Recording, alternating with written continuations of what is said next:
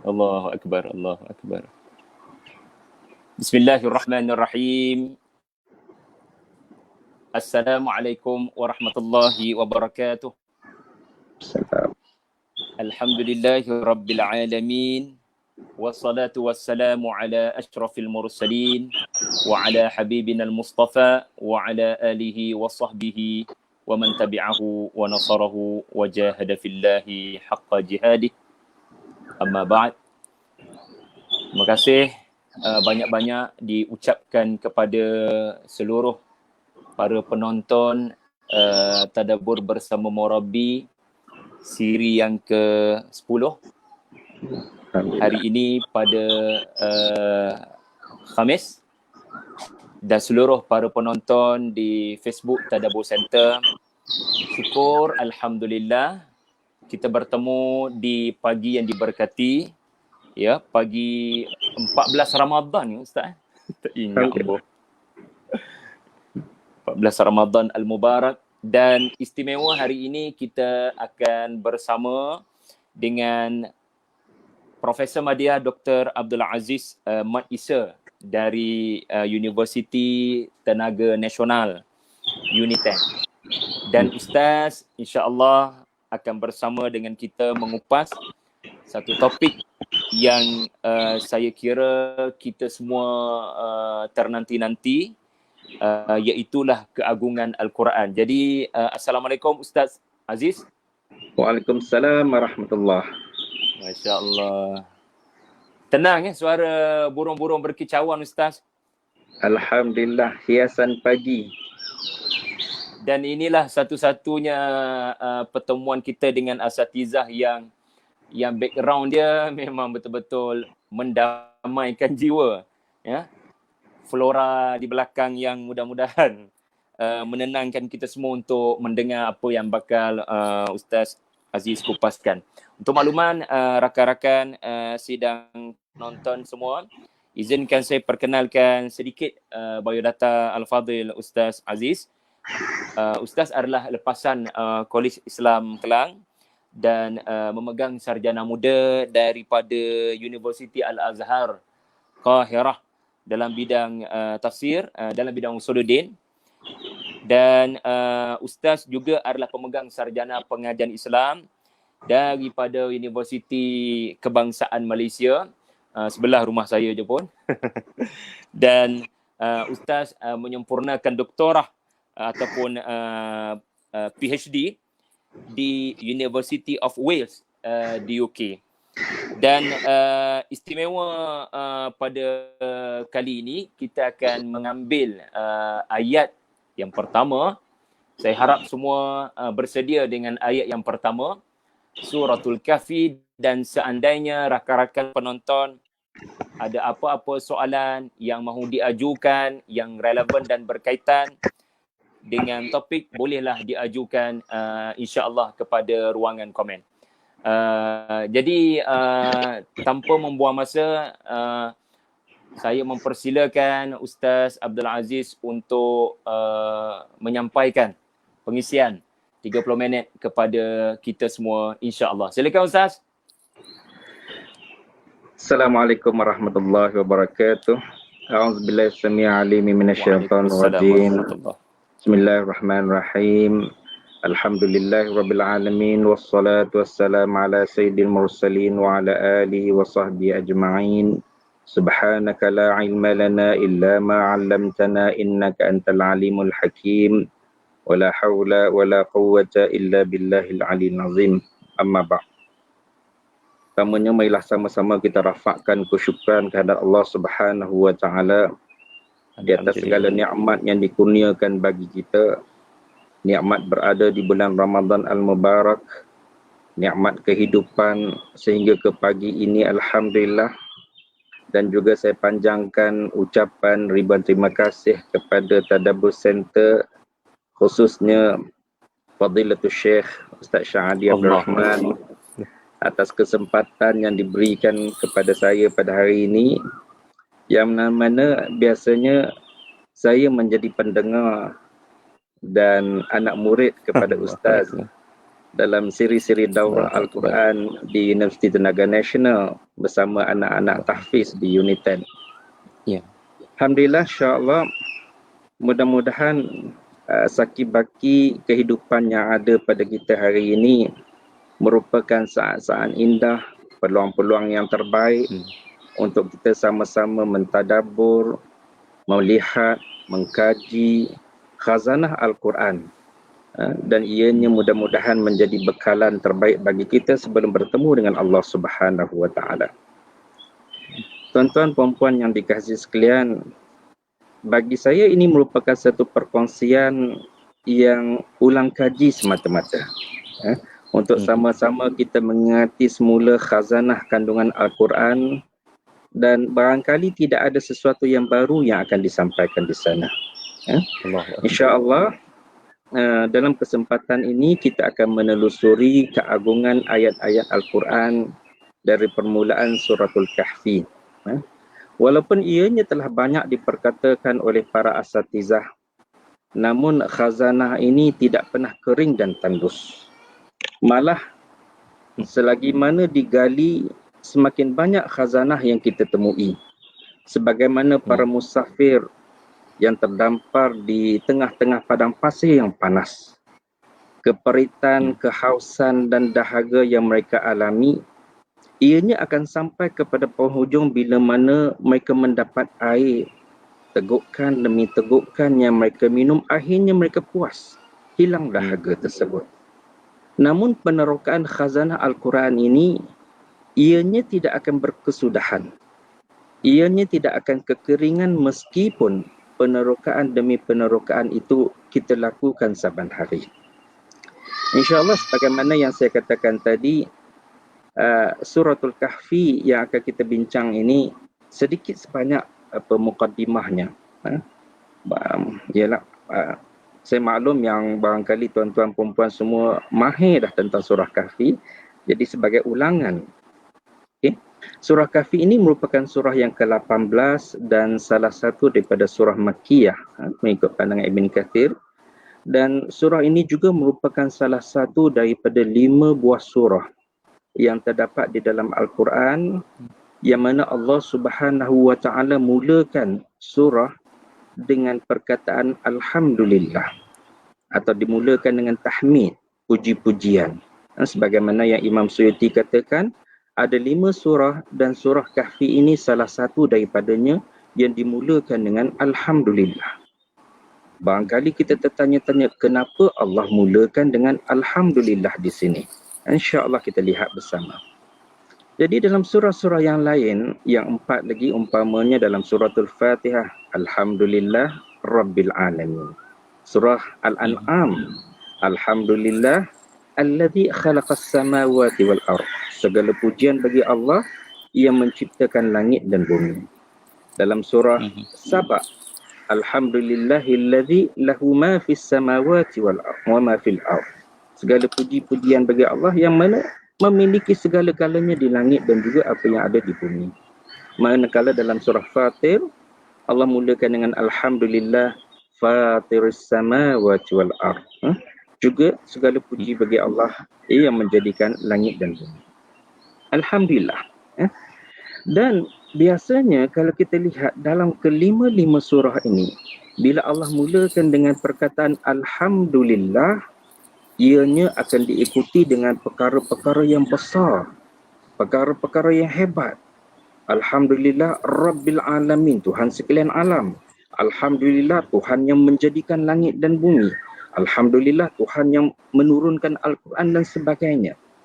Maka perkataan Alhamdulillah ini, kalau dilihat di dalam Al-Quran, ianya diulang sebanyak 38 kali di dalam berbagai tempat, yang kesemuanya menggambarkan Allah Subhanahu wa taala sebagai Tuhan yang maha layak dipuji akan zatnya, yang maha layak dipuji akan sifatnya, yang maha layak dipuji akan segala nikmat dan rahmatnya, dan memberi panduan kehidupan kepada kita sehingga hari ini. Maka ungkapan Alhamdulillah yang bermaksud puji dan puja kepada Allah ini satu ungkapan yang tidak boleh dipandang enteng oleh mana-mana makhluk yang dicipta oleh Allah Subhanahu wa taala. Tuan-tuan, puan-puan, muslimin muslimat yang dikasihi sekalian, ringkasnya surah Kahfi ini terdapat 110 ayat yang Masya Allah khazanah di dalamnya berbagai-bagai.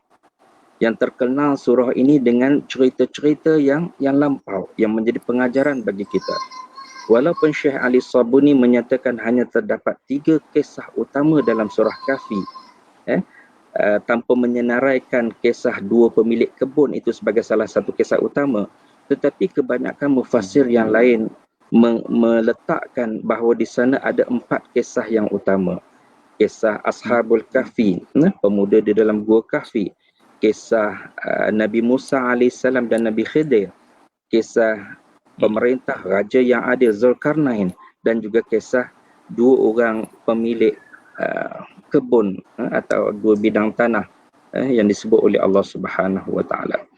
Jadi dinamakan surah ini dengan Al-Kahfi merujuk kepada ayat-ayat yang Allah datangkan pada ayat 9 sehinggalah ayat 26 yang menceritakan tentang pemuda Kahfi yang tidur di dalamnya ratusan tahun. Okey, dan kisah ini merupakan kisah yang sahih, kisah yang jelas disebutkan di dalam Al-Quran dan ianya adalah mutawatir dan tidak boleh dipertikaikan. Cuma di sana kalau nak baca lebih panjang lebar boleh merujuk kepada Musannaf Abdul Razak dalam yang menceritakan tentang Ashabul Kahfi di dalam jilidnya yang ke-5 insya-Allah. Okey. Okey, cuma kita ambil sedikit sebanyak berkenaan dengan fadilat atau keistimewaan surah Kahfi ini. Ialah kesemua surah-surah yang didatangkan dalam Quran ada keistimewaan masing-masing. Tetapi dalam surah Kahfi ini keistimewaannya jelas bila mana banyak diriwayatkan dalam hadis-hadis yang sahih. Umpamanya hadis yang diriwayatkan oleh Imam Muslim daripada Abu Darda, man hafiza 10 ayatin min awali suratil Kahf usima minad dajjal. Barang siapa yang menghafaz 10 ayat daripada awal surah Kahfi akan terselamat daripada Dajjal, fitnah Dajjal. Begitu juga dengan hadis yang diriwayatkan oleh Imam Ahmad daripada Abu Darda juga. Yang mana Rasul sallallahu alaihi wasallam bersabda, man qara'a 10 ayatin min akhir Kahfi usima min fitnatid Dajjal. Barang siapa yang membaca 10 ayat terakhir dari surah Kahfi, maka ia akan dijaga, dilindungi daripada fitnah Dajjal. Dan satu lagi kalau kita boleh kongsikan bersama, hadis yang diriwayatkan oleh Al-Hakim dalam Al-Mustadrak yang disahihkan oleh Imam Al-Albani, yang mana Abi Sa'id Al-Khudri meriwayatkan daripada Rasul sallallahu alaihi wasallam, inna man qara'a suratul Kahfi yaumal jumu'ati adaa lahu min nuri ma baina jum'atain. Sesiapa yang membaca surah Kahfi pada hari Jumaat, maka Allah menyinarinya dengan cahaya di antara 2 Jumaat. Masya-Allah. Satu keistimewaan yang hebat bagi surah Kahfi. Banyak lagi khazanah hadis-hadis yang lain yang menceritakan tentang surah Kahfi, tetapi kita ringkaskan di sini cukuplah dengan 3 hadis yang menjadi sandaran kepada kita untuk beramal dengan hadis-hadis tersebut insya-Allah. Okey. Berbalik kepada ayat yang kita nak bincangkan pada hari ini insya-Allah. Kalau kita lihat ayat pertama daripada surah Kahfi. Dalam ayat yang pertama firman Allah Subhanahu wa taala, ba'da a'udzu billahi minasyaitonir rajim, alhamdulillahilladzi anzala ala 'abdihil kitab wa lam yaj'al lahu 'iwaja. Segala puji bagi Allah Subhanahu wa taala yang telah menurunkan kepada hamba-Nya, yakni Muhammad sallallahu alaihi wasallam, kitab suci Al-Quran dan tidak menjadikan padanya sesuatu yang bengkok atau terpesong.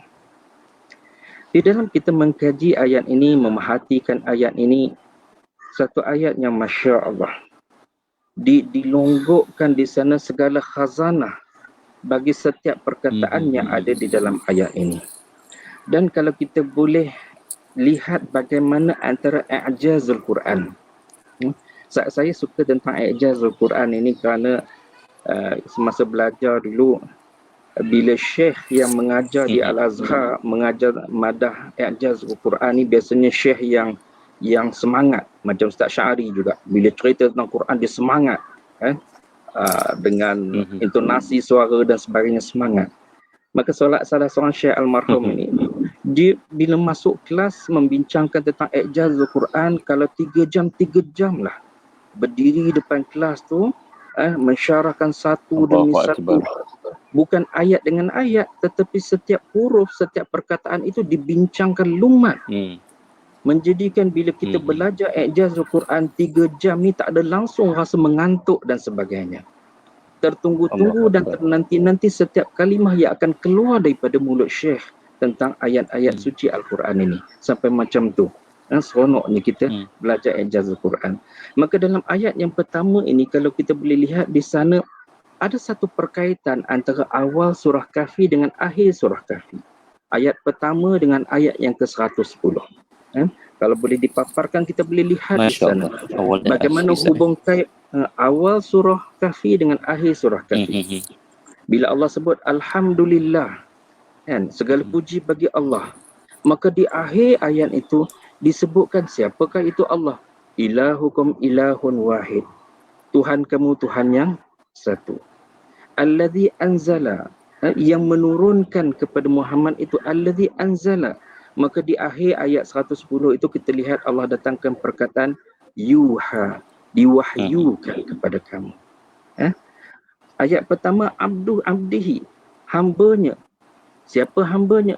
Maka ayat 110 Allah sebut, katakanlah wahai Muhammad, innama ana basyarun mithlukum. Sesungguhnya aku hanyalah seorang manusia seperti mana kamu. Abdi yang disebutkan pada awal surah, hambanya, maka disebutkan pada akhirnya ana basyarun mislukum. Aku hanyalah seorang insan manusia seperti mana kamu. Kemudian Alkitab yang diwahyukan kepada kita. Alkitab yang menerangkan kepada kita amal-amal saleh. Dan pada ujung ayat pertama iwaja, yang dikatakan bengkok terpesong itu, pada ayat yang ke-110 Allah datangkan wala yusyrik, dan janganlah kamu syirik. Dan syirik itu merupakan sesuatu yang terpesong daripada Allah Subhanahu Wa Taala. Maka ini sebahagian daripada i'jazul Quran, kemukjizatan Al-Quran. Masa yang singkat ni kita tak nak bincanglah i'jazul ilmi ke dan sebagainya, kan? Tetapi menunjukkan di sini bahawa kemukjizatan Al-Quran itu suatu benda yang terletak pada pencakupannya. Ianya bukan sekadar pada teori-teori ilmiah yang baru, kerana teori-teori ilmiah yang didatangkan oleh manusia ini bersifat baru dan sentiasa berubah, berasaskan kepada pemikiran manusia masa itu. Tetapi i'jazul Quran ini merupakan satu kajian ilmiah yang mana didatangkan kepada kita untuk membawa satu dorongan kepada manusia, umat Islam, supaya terus berfikir dan melanjakkan pemikiran mereka, membuka pintu-pintu ilmu pengetahuan supaya kita dapat membongkar khazanah demi khazanah yang baru. Maka ini i'jazul Quran. Takkan bersudahan kalau kita mengkajinya. Bukalah Quran, bukalah kalimat-kalimat, perkataan-perkataan dan huruf-huruf. Maka banyak khazanah-khazanah yang akan kita jumpa sebenarnya. Sebab itu Al-Imam Ibn Abi Aiz dan juga Syekh Muhammad Amin Shinqiti menyatakan bahawa Allah Subhanahu Wa Taala ingin menyatakan bahawa Nabi Muhammad sallallahu alaihi wasallam itu sebenarnya datang dengan membawa Al-Quran dengan bahasa Arab. Bahasa Arab Quraisy dan sebagainya. Menggunakan huruf-huruf yang sama yang digunakan oleh masyarakat Arab pada ketika itu. Begitupun didatangkan Quran dalam bahasa mereka, tetapi keadaan mereka masih tidak mampu untuk mendandingi Al-Quran yang dibawakan kepada kita hari ini. Dan ini merupakan satu membuktikan kebenaran dan kemukjizatan itu sendiri. Maka ini juga pandangan-pandangan yang dikemukakan oleh Al-Imam Fakhrul Razi, Ibn Taymiyah dan sebagainya bila mana merujuk kepada i'jazul Quran ataupun kemukjizatan Al-Quran itu sendiri. Okey. So kita masuk kepada ayat. Kita ada masa Ustaz kan? InsyaAllah. 10 minit lagi. Okey. Ada So, silakan Ustaz, silakan. okey. Ada lagi insya-Allah. Kita mulakan dengan perkataan Alhamdulillah. Allah Subhanahu Wa Taala mulakan ayat ini, surah ini dengan Alhamdulillah. Pujian itu hanya senya milik Allah Subhanahu Wa Taala, yang sepatutnya kita persembahkan hanya kepada Allah. Dan tidak sewajarnya Alhamdulillah, Alhamdu itu ditujukan kepada mana-mana makhluk lain selain daripada Allah Subhanahu Wa Taala. Itu hakikatnya. Al-Imam Ibn Jarir At-Tabari bila mana membicarakan tentang kalimat Alhamdulillah di dalam surah Fatihah, ya, beliau menyatakan bahawa kalimah kesyukuran hamba yang ikhlas hanya senya kepada Allah Subhanahu Wa Taala semata-mata. Alhamdulillah ini didatangkan dengan perasaan kesyukuran kepada Allah. Dan kalimah kesyukuran ini diucapkan oleh seseorang hamba bagi menggambarkan bagaimana nikmat yang mereka kecapi yang tidak terhingga banyaknya. Kehidupan tubuh badan yang ada pada kita sehingga mampu kita melaksanakan ibadah puasa pada hari ini. Kehidupan kita yang dikelilingi dengan berbagai-bagai nikmat. Udara yang segar di pagi hari, kicauan burung yang menghiasi kehidupan dan sebagainya. Maka ini semua merupakan nikmat-nikmat yang Allah kurniakan bagi mereka, orang yang beriman dan semuanya sekali. Okay? Oleh kerana itu, pujian kepada Allah Subhanahu Wa Taala sememangnya selayaknya hanya diberi kepadanya semata-mata. Ya, ada kalanya kita memuji keindahan alam. Allah jadikan alam yang luas, yang cantik ini. Tetapi kita memuji Allah sebenarnya mengembalikan pujian itu, kita memuji alam sebenarnya mengembalikan pujian itu kepada Allah yang mencipta alam ini. Kita nampak sungai-sungai yang cantik, ini dijadikan oleh Allah Subhanahu Wa Taala. Sebab itu Imam At-Tabari menyatakan bahawa Alhamdulillah ialah pujian untuk Allah Subhanahu Wa Taala yang terkandung di dalamnya tuntutan. Tuntutan buat para hamba supaya mereka memujinya. Seolah-olah bila kita sebut Alhamdulillah, seolah-olah terdapat ungkapan di sana satu suruhan kepada kita. Sebutlah olehmu Alhamdulillah. Bacalah olehmu Alhamdulillah. Walaupun dimulakan dengan ayat Alhamdulillah. Awal surah Alhamdulillah. Tetapi Imam Tabari kata seolah-olah di sana ada di sana satu suruhan supaya kita sebut, katakanlah Alhamdulillah. Dan boleh juga dikatakan bahawa ucapan seseorang yang menyatakan Alhamdulillah merupakan pujian yang ditujukan kepada Allah dengan menyebut namanya, sifatnya yang terbaik dan yang tertinggi. Wallahu a'lam. Okay. Tuan-tuan muslimin muslimat yang dikasihi sekalian, bila kita melihat kepada perkataan Alhamdulillah yang didatangkan dalam awal surah ini, perkataan Alhamdu itu merupakan satu perkataan yang unik. Kenapa saya kata unik? Kerana dia tidak sama dengan Al-Madhu. Ya? Bila kita kata Al-Madhu, ia adalah pujian. Tetapi Al-Madhu dan Alhamdu tak sama. Kita boleh katakan Al-Madhu, kita puji orang ni, kita puji orang tu dan sebagainya. Dan pujian yang kita berikan kepada manusia atau apa-apa sesuatu, ada kalanya pujian itu adalah pujian yang kosong, yang tidak didatangkan dengan apa-apa perasaan. Tetapi Alhamdu, sebagaimana yang disebut oleh Imam Tabari tadi, Alhamdu adalah satu ungkapan pujian kepada Allah yang sebenarnya datang daripada perasaan kasih, sayang dan kecintaan kita kepada Allah Subhanahu Wa Taala. Sebab itu bila sebut Alhamdulillah, bukan sekadar sebutan, tetapi Alhamdulillah didatangkan dengan perasaan kasih, sayang, cinta kepada Allah Subhanahu Wa Taala. Begitu juga Alhamdu tidak sama dengan asyukru. Ya, Alhamdulillah kita mengucapkan pujian. Asyukru kita menyatakan terima kasih, kesyukuran. Tetapi kedua-duanya tidak sama. Dan adakala ianya boleh menjadi sesuatu yang dilihat lebih umum dan kadang-kadang dia menjadi sesuatu yang dilihat lebih khusus umpamanya. Yang mana asyukru kadang-kadang dia jadi lebih umum daripada Alhamdu kalau menggunakan pada keadaan-keadaan yang tertentu. Umpamanya kita kata syukur itu boleh jadi disebut dengan lidah. Berterima kasih diungkapkan dengan lidah. Dan ada kalanya berterima kasih tidak diungkapkan dengan lidah, tetapi didatangkan dalam bentuk perbuatan, menyatakan kesyukuran. Kita solat, kita puasa, sunat dan sebagainya dengan tujuan menyatakan kesyukuran kepada Allah yang menjadikan kita umpamanya. Ataupun kita syukur tentang orang berbuat baik kepada kita, maka kita lakukan sesuatu yang menunjukkan kesyukuran berterima kasihnya kita kepada dia. Tetapi berbeza dengan alhamdu. Al-Imam Ibn Kathir menyatakan perbezaannya adalah alhamdu ini didatangkan hanya dengan lafaz oleh lidah. Sebab tu alhamdu kepada Allah ini didatangkan dalam bentuk lafaz. Dan menyatakan puji-pujian kepada Allah dalam bentuk lafaz. Ini dinyatakan oleh Al-Imam Ibn Kathir di dalam tafsirnya. Wallahu a'lam. Okey. Jadi kalau kita lihat alhamdulillah yang kita ungkapkan kepada Allah yang sememangnya selayaknya dipuji, yang mana Allah Subhanahu Wa Taala suka kepada hamba-hamba yang memuji akan dirinya. Sebagaimana yang disebutkan di dalam satu hadis yang diriwayatkan oleh Imam Ahmad daripada Aswad bin Sari'. Dia berkata, "Qultu ya Rasulullah, ala unshiduka mahamida hamidtu biha Rabbi ta'ala wa tabaraka wa ta'ala." Faqala amma inna rabbaka yuhibbul hamda.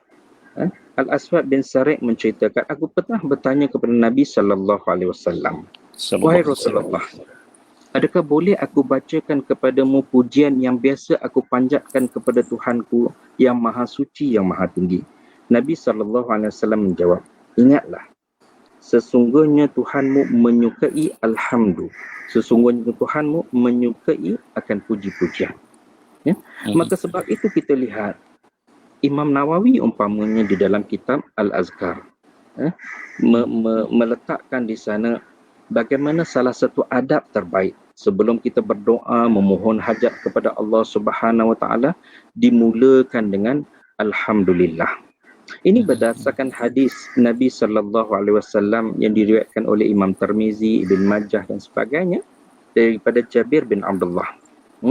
Yang mana dia berkata, sami'tu Rasulullah sallallahu alaihi wasallam yaqul afdalu dzikri la ilaha illallah wa afdalu du'a alhamdulillah.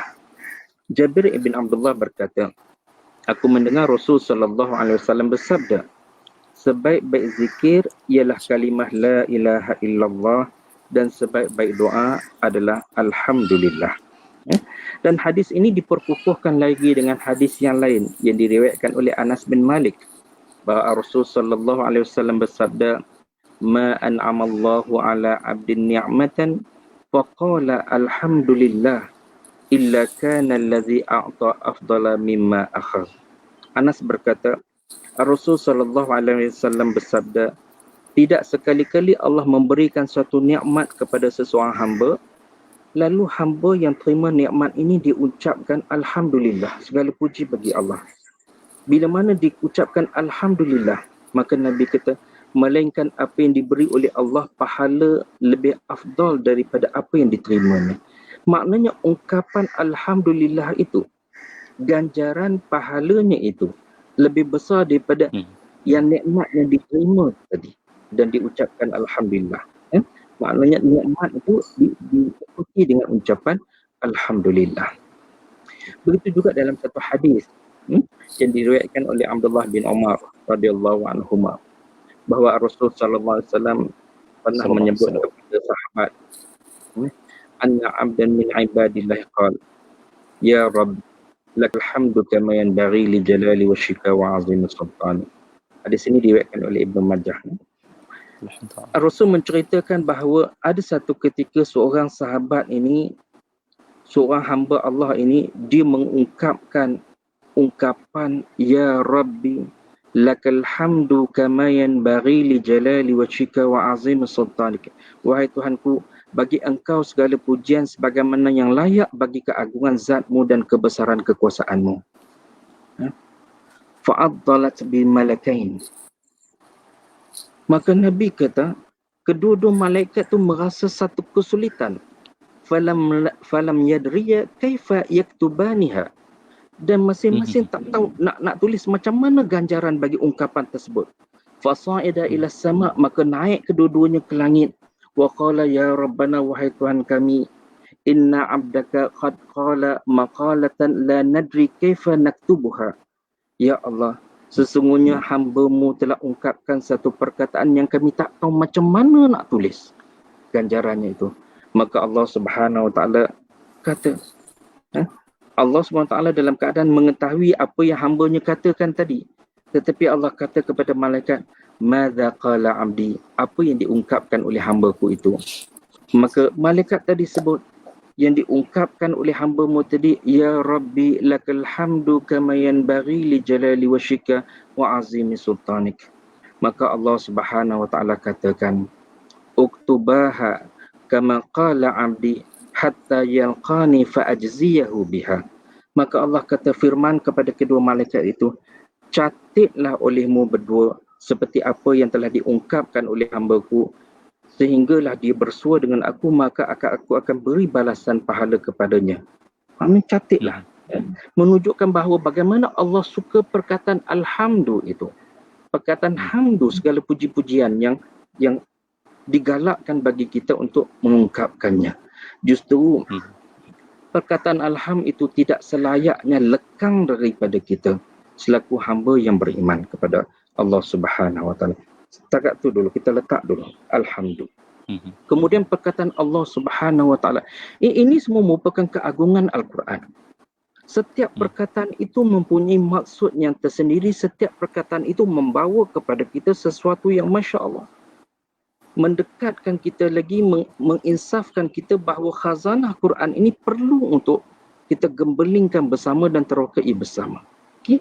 Kemudian perkataan Allah Subhanahu Wa Taala, Allah, selain ianya merupakan Sayyidul Asmaul Husna, ianya merupakan satu keistimewaan yang tersendiri.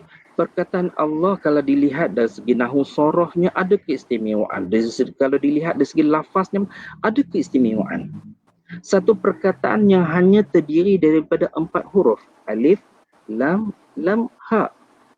Yang mana 4 huruf yang disebut sebagai Allah ini, kalau kita buang setiap satu daripada hurufnya itu juga akan membawa kembali kepada maksud Tuhan itu juga. Allah. Kita buang alif, tinggal lillah, bagi Allah. Kita buang lam yang pertama, tinggal lahu, bagi Allah. Kita buang lam yang kedua, tinggal hu, juga kembali kepada Allah. Masya Allah. Satu keistimewaan yang ada pada satu perkataan yang senang kita lafazkan, tetapi ada kalanya lafaz-lafaz ini seolah-olah tidak membawa apa-apa erti bagi kita. Sedangkan ianya merupakan satu kalimah perkataan yang besar, besar kedudukannya. Baik itu, kalau nak tengok berapa bilangan yang dibincangkannya disebut dalam Quran, kita perlu untuk berterima kasih kepada Syekh Muhammad Fuad Al-Baqi, penyusun kepada Mu'jam Mufarras Al-Faz Quran, yang biasa kita jadikan rujukan, yang mengklasifikasikan perkataan Allah di dalam Quran dan membahagikan kepada 3 variasi. Kita lihat di sana ada kalanya didatangkan perkataan Allahu dalam baris dhammah, khatamallahu ala qulubihim. Perkataan Allah dalam baris dhammah, baris depan itu didatangkan sebanyak 980 kali di dalam Quran. Perkataan Allah dalam baris fathah, yukhadi'unallaha, didatangkan sebanyak 592 kali di dalam Quran. Manakala perkataan Allahi ataupun Alhamdulillahi, sebagaimana yang ayat kita bacakan ini, didatangkan dalam Quran sebanyak 1125 kali. Dan selain daripada itu juga ada 5 perkataan yang 5 kali disebut sebagai Allahumma. Sebagaimana contoh, qala Isa bin Maryam, Allahumma rabbana anzil alaina ma'idatan minas sama'. Ini didatangkan 5 kali dalam surah Ali Imran ayat 26, surah Maidah ayat 114, surah Al-Anfal ayat 32, surah Yunus ayat 10, surah Az-Zumar ayat 46. Jadi keseluruhannya perkataan Allah didatangkan dalam Quran sebanyak ataupun 2,702 kali, yang menunjukkan bahawa tidak ada keraguan lagi ayat perkataan yang diulang yang menunjukkan kekuasaan keagungan Allah Subhanahu wa taala. Wallahu a'lam. Okey. Kita ada masa lagi Ustaz? Boleh Ustaz lagi 5 minit Ustaz? 5 minit. Okey. Kita bawa perkataan kedua Ustaz. Okey. Tak apa Insya-Allah. Ustaz, teruskan. Okey. So, berbalik kepada permulaan surah Kahfi ini, kita dah baca Alhamdulillah. Allah mulakan dengan Alhamdulillah. Yang mana kalau kita lihat di dalam surah Kahfi ini, ataupun yang saya sebutkan awal tadi, ada 5 surah yang Allah mula dengan Alhamdu. Surah Fatihah, surah Al-An'am, Kahfi, Saba dan juga Fatir. Dalam 5 surah ni, 4 surah yang lain selain pada Kahfi ini, kesemuanya bila mana Allah sebut Alhamdulillah, didatangkan dengan satu nikmat yang besar. Nikmat alam yang besar. Ya Allah jadikan alam ini untuk kita melata di atasnya dan mengambil manfaat daripadanya. Sama ada manusia, jin, haiwan, tumbuh-tumbuhan dan segala jenis makhluk.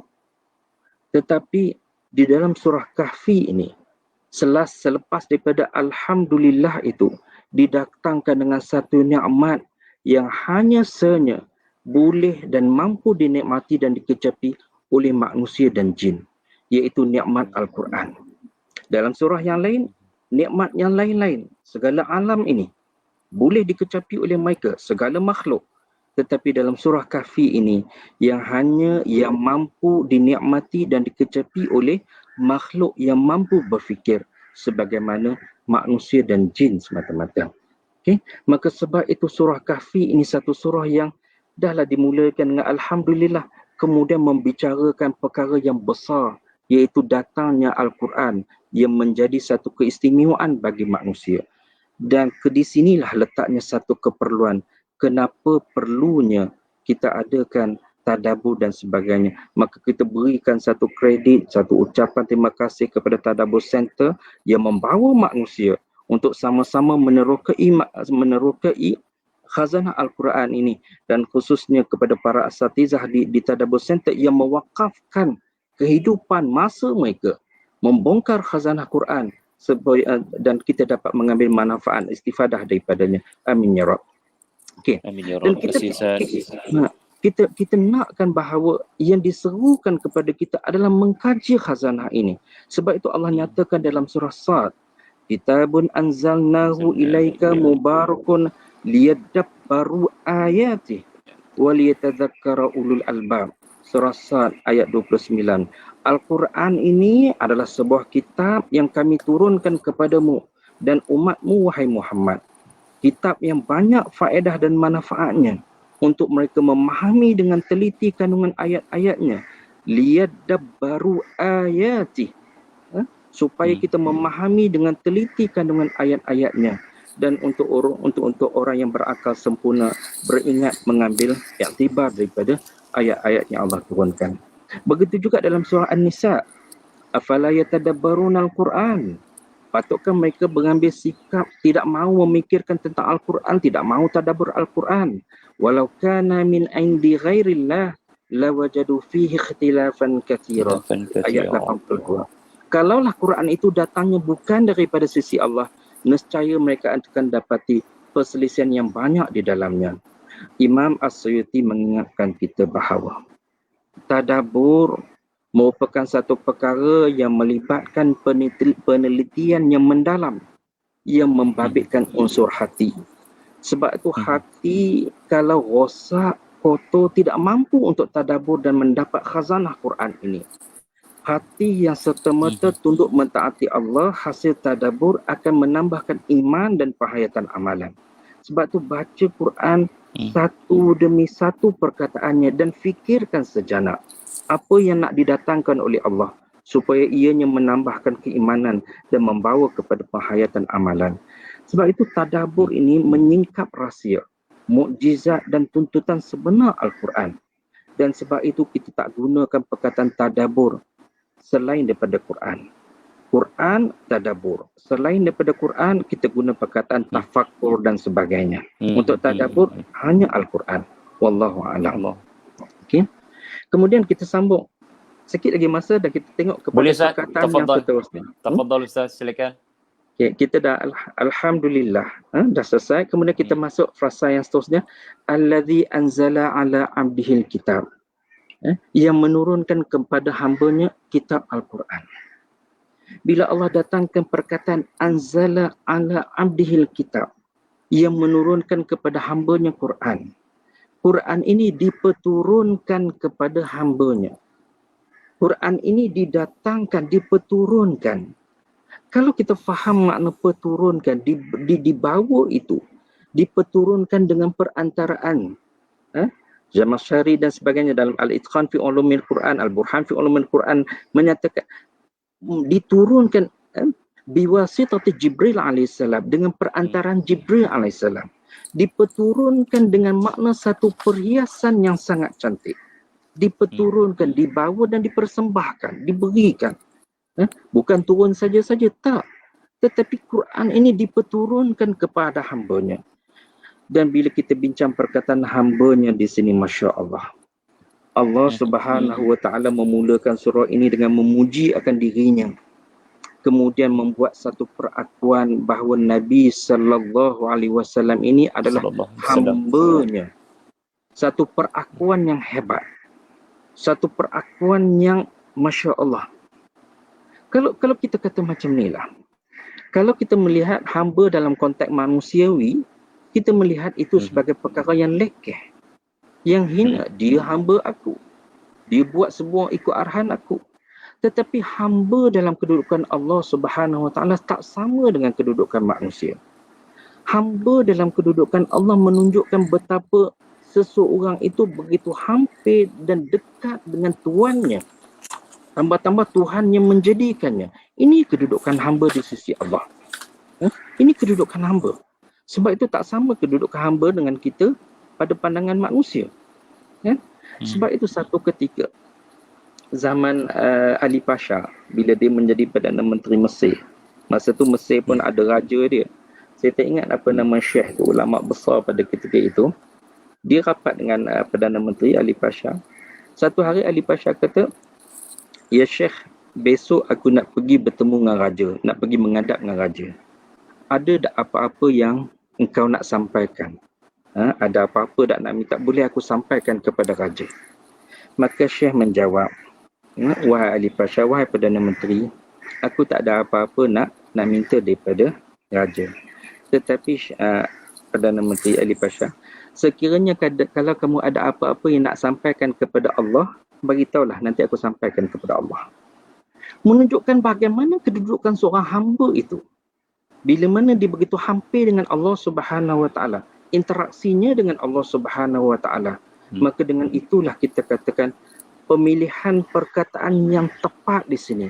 Allah kurniakan sesuatu, Allah kurniakan Al-Quran itu hanya senya kepada hambanya yang terpilih, yang dikasihi, yang ada kedudukan di sisi Allah Subhanahu Wa Taala.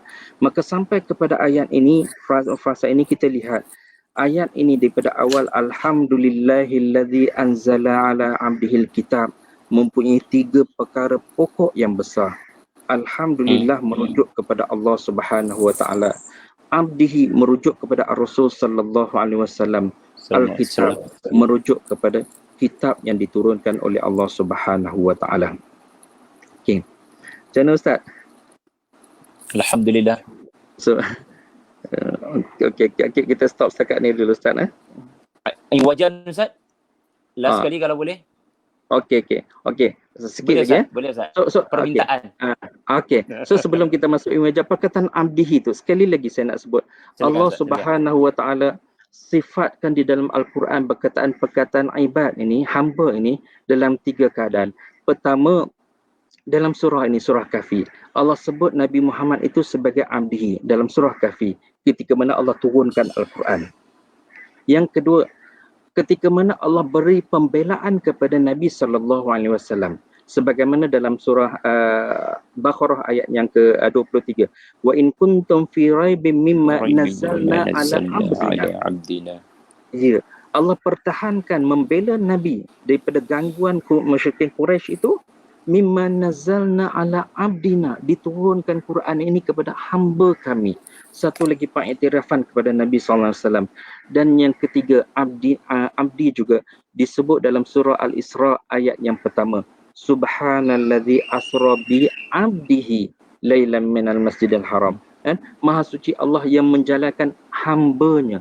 Jadi tiga kedudukan yang Allah sifatkan abdihi kepada Nabi Muhammad sallallahu alaihi wasallam. Kan?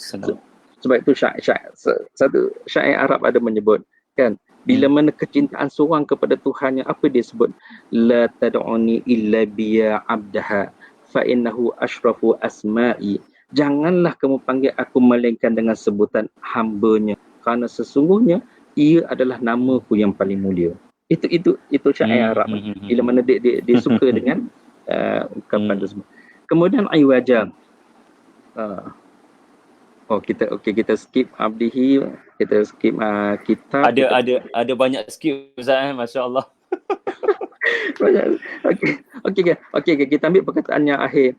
Walam yaj'al lahu iwaja, yang mana Allah tak jadikan dalam Quran itu bengkok, tak ada bengkok-bengkoknya di sana, tidak ada tak ada. Mana Al-Baghawi menyebut maknanya Allah Subhanahu Wa Taala turunkan kepada hambanya Alkitab yang tidak dijadikan baginya terpesong, tak ada terpesong, tidak ada yang bengkok. Sebab itu As-Sabuni juga dalam Safatul Tafasir menyebut Al-Quran itu tidak bengkok pada lafaz-lafaznya, pada maksud-maksudnya, dan tidak ada kecatatan dan tidak ada pertentangan antara ayat dengan ayat yang lain. Tidak ada.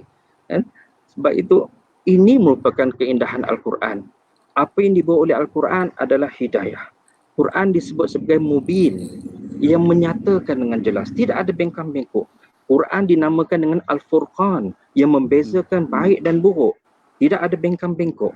Sebab itu, selepas perkataan iwaja, kita saktah sekejap, kemudian didatangkan dengan perkataan qayyimah. Satu yang tegak. Satu yang tegak. Sebab tu jangan duk baca iwaja sambung dengan qayyimah. Jadi rosak maksud kat situ. Okay? Tetapi menunjukkan Quran ini qayyimah. Tegak. Pasaknya.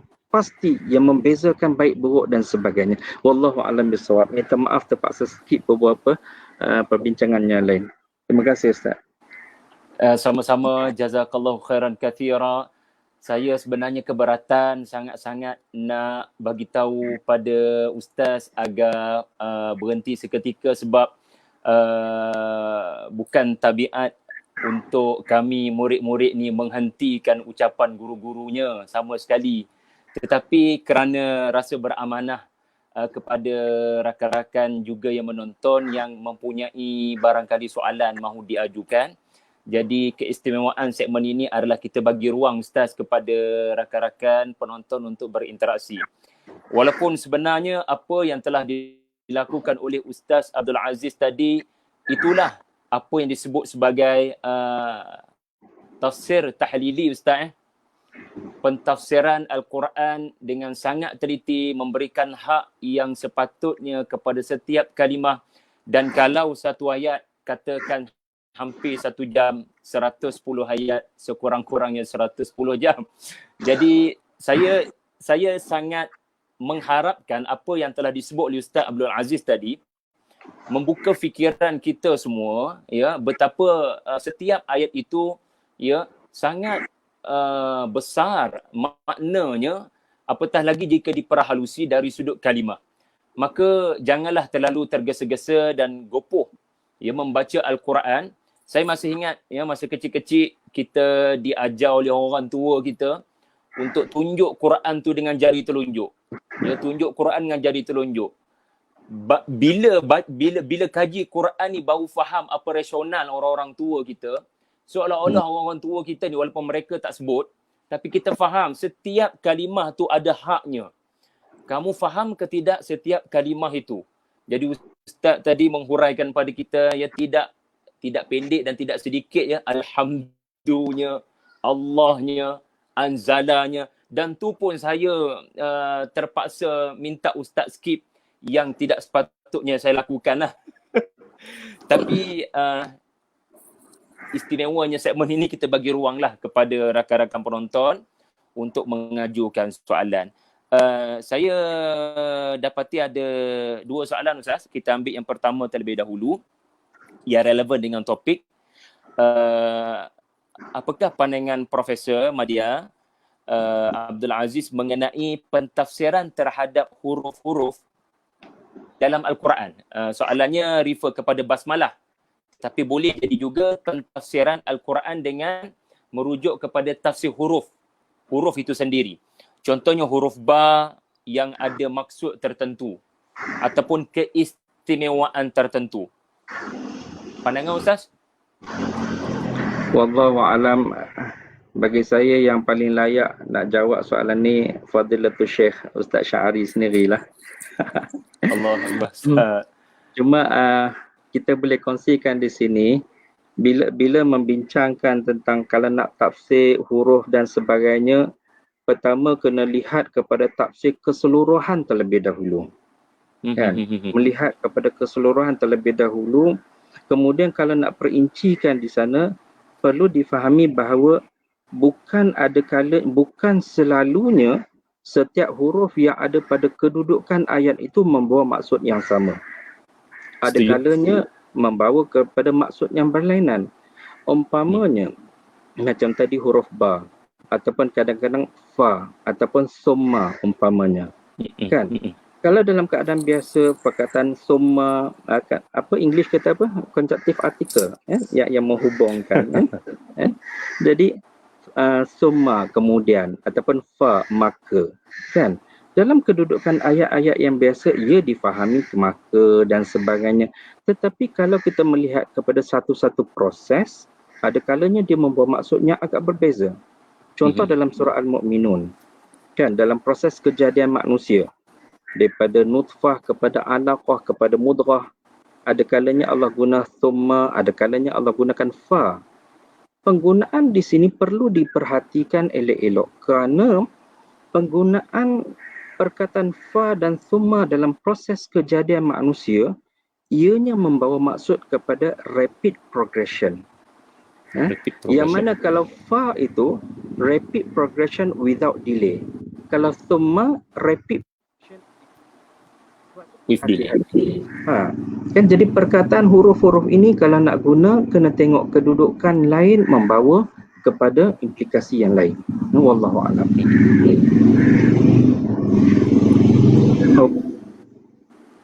Maaf.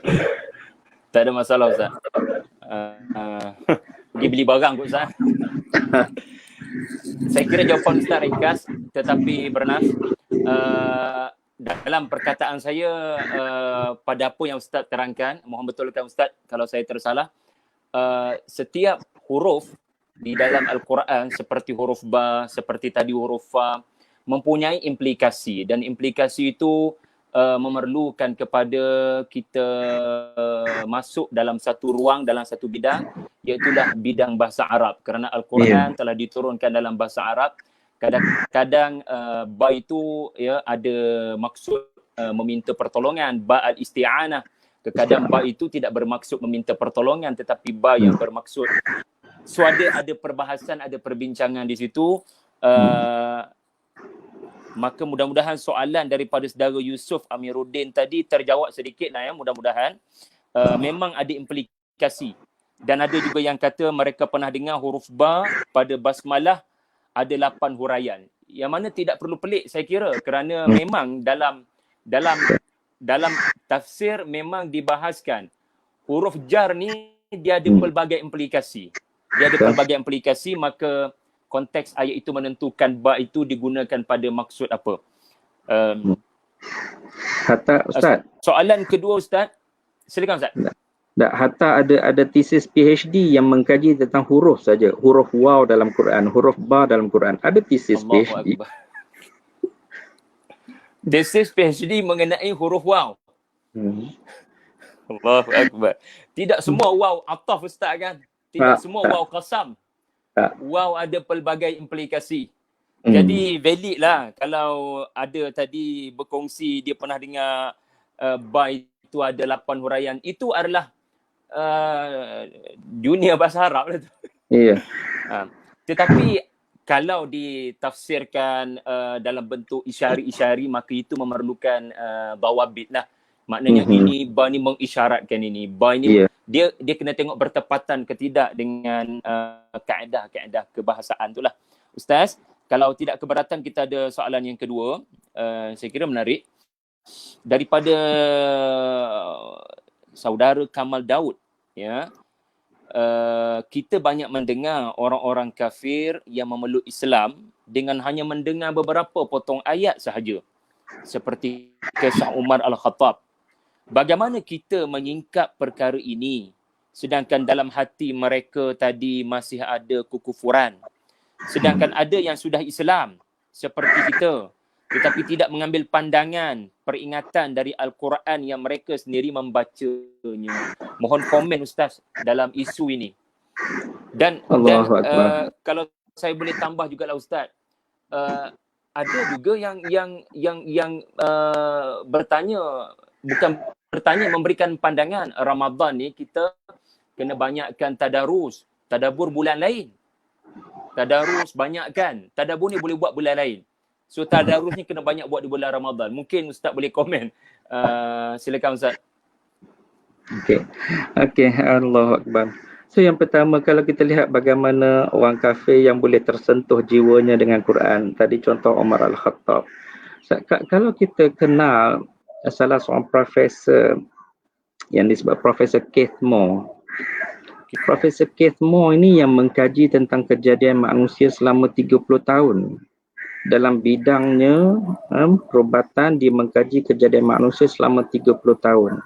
Kemudian apabila dia dijemput oleh kerajaan Saudi untuk melakukan research, kan masa tu ada research center di Saudi, dan yang diberi kepadanya adalah untuk mengkaji 3 ayat dari surah Mukminun tadi tentang kejadian manusia. Dan dia mengkaji ayat surah Al-Mukminun 12, 13, 14 itu, diperhalusi setiap satu perkataan satu demi satu, dan akhirnya membawa kepada satu kesimpulan, I believe Jesus and Muhammad came from the same source. Selama 30 tahun kaji manusia, dia mahir tentang perkara yang dikaji, tetapi dengan 3 ayat yang diberikan kepadanya, yang mana 3 ayat ini merangkumi keseluruhan kejadian manusia daripada awal hingga akhirnya dan membawa kepada satu penemuan yang sangat besar. Sebab itu antara kajiannya ditulis oleh Dr. Sharif Kaf Al-Ghazal di dalam satu artikel beliau, The Miracle of Human Creation. Cantik, sangat indah baca artikel tu, The Miracle of Human Creation, yang menceritakan tentang kejadian manusia dari sudut ayat-ayat Allah Subhanahu Wa Taala ini. Kalau kita baca artikel itu, kita boleh nampak bagaimana keindahan ayat ini sehingga Profesor Keith Moore tadi mampu untuk, Masya Allah, membuka pandangan yang lebih besar tentang wahyu Allah Subhanahu Wa Taala. Mereka mengkaji, mereka membaca dan menghalusi. Bukan sekadar tadarus, tak tadarus pun, kan? Tetapi memperhalusi dengan tadaburnya di sini mengikut ilmu yang ada pada dia. Okey, selesai tu. Jadi maknanya kalau mereka pun ada kesempatan nak belik cari tengok, apatah lagi kita yang duk baca setiap hari ni kan, baca dan perhalusilah insya-Allah. Kemudian dalam bab Ramadan, sebenarnya dalam bab Ramadan ni kita ni business minded tu masih ada. Business minded Zat? Ya, dalam kita beribadat harian Ramadan, kita masih lagi terkekang dengan business minded. Kalau baca khatam ni pahala lagi banyak ni daripada kan. Itu kita punya business minded, memikirkan pahala ganjaran Allah Subhanahu Wa Taala. Mana yang lagi banyak? Kalau tanya kat saya, pahala baca dengan pahala tadabbur mana lagi banyak? Kalau nak buy calculation, kita akan kata bacalah. Sebab setiap huruf 10 pahala. 10 kebaikan. 10 kebaikan. Banyak tu kalau nak calculate. Tetapi apabila dibaca ayat itu kemudian kita tadabbur, membawa kepada kemanisan iman daripada itu. Kemanisan iman. Satu yang lebih besar. Kemanisan iman ni bukan semua orang dapat.